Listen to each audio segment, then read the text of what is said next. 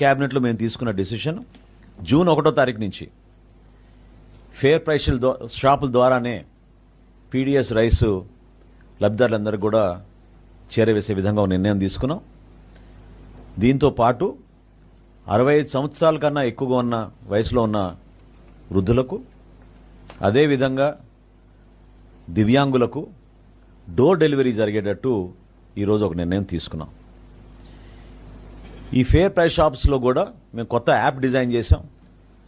Ration చాలా పక్కాగా మేము మానిటర్ చేసుకునే విధంగా నెక్స్ట్ ఫేజ్లో మేము ప్రతి షాప్లో కూడా సీసీ కెమెరాలు కూడా ఏర్పాటు చేసి వాళ్ళ సర్వీసెస్ని మేము పెంచే విధంగా కేంద్ర ప్రభుత్వంతో చర్చించిన తర్వాత ప్రాథమిక అనుమతులు వచ్చినాయి మాకు.